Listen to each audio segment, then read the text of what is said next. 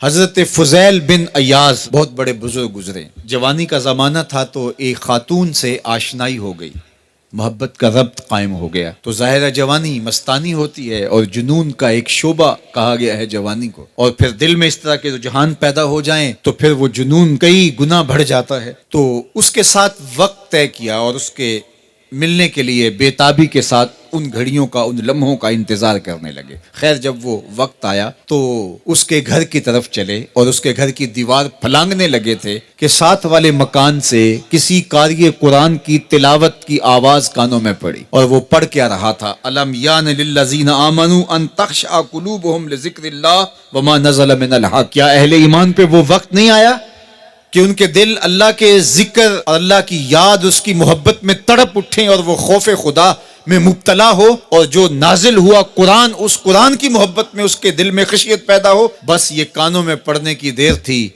کہ دوبارہ گلی میں چھلانگ لگائی اور کہا میرے اوپر وہ وقت آ گیا ہے، اور جنگلوں کو روتے ہوئے نکلے. اور حضرت فضیل بن ایاز پھر ولیوں کے امام قرار پائے. اس آیت نے ان کی زندگی بدل دی. کسی کی 30 سال، کسی کی 40 برس، کسی کی 50 سال، کسی کی 60 سال زندگی یہاں موجود لوگوں میں سے کسی کی اس سے بھی زیادہ اور کسی کی کم. اس آیت کریمہ کو ذرا اپنے اوپر وارد کریں تو اللہ ہمیں نصیب کر دے کہ ہمارے دل تیرے خوف سے کانپ اٹھے اور تیری خشیت سے ہمارے دل لرز اٹھیں، اور قرآن کے ساتھ ہمارا ربط مضبوط اور مستحکم ہو جائے، اور ہم یہ اقرار کرتے ہوئے تیرے حضور حاضر ہو جائیں، مالک وہ وقت آ گیا ہے کہ ہمارے دل تیری یاد سے، تیری محبت سے، تیرے پیار سے مالا مال ہو گئے، اور اپنی باقی زندگی ہم تیرے پیار میں، تیری محبت میں اور تیری یاد میں بسر کریں گے. حدیث پاک میں آتا ہے کہ اگر کوئی شخص اللہ کے خوف سے رویا اور اللہ کے خوف سے رونے کی وجہ سے اس کی پلکوں کے بالوں میں سے ایک بال کی جڑ گیلی ہو گئی تو قیامت کے دن وہ بال کھڑا ہو جائے گا، اللہ یا تو مجھے نکال لے یا اسے جنت عطا فرما دے. تو اللہ جل شانہ اس بال کو تو آنکھ سے نہیں نوچے گا، بلکہ اس شخص کو اللہ جنت عطا فرما دے گا. اللہ اکبر. گناہگار کی آنکھ کا پانی اللہ کے غصے کی آگ کو ٹھنڈا کر دیتا ہے. اس لیے ہمیں رونے کا کہا گیا، فَلْيَضْحَكُوا قَلِيلًا وَلْيَبْكُوا كَثِيرًا.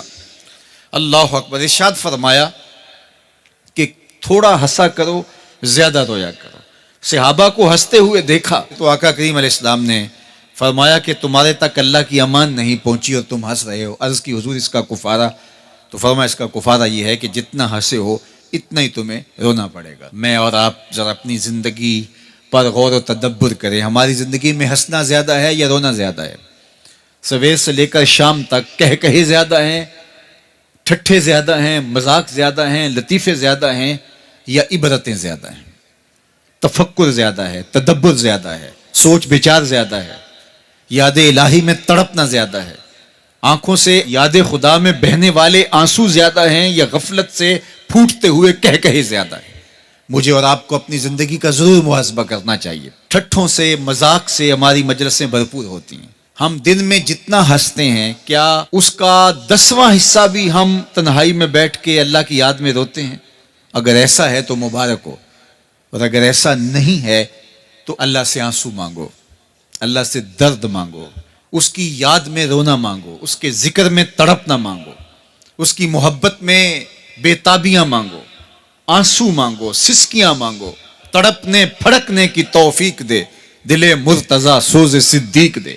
اس کے حضور عرض کرو کہ مالک ہمیں تڑپ دے، ہمیں سوز و گداز دے، ہمیں کیف و سرور کی دنیا نصیب فرما دے، ہماری آنکھوں کو آنسوؤں کا جمال عطا کر دے.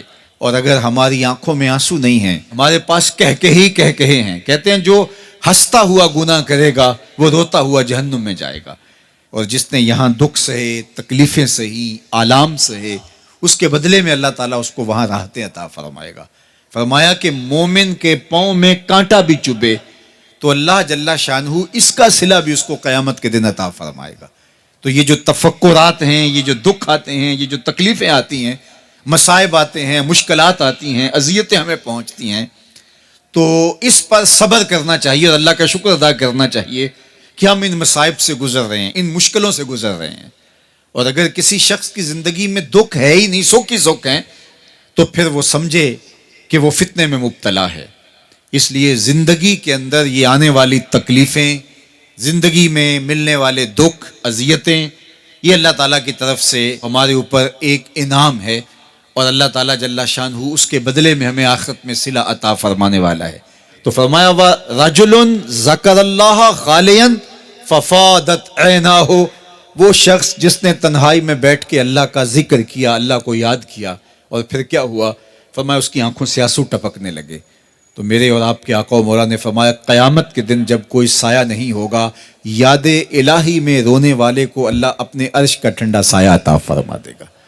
تو یہ رونا بہت بڑی دولت ہے، یہ بہت بڑی سعادت ہے.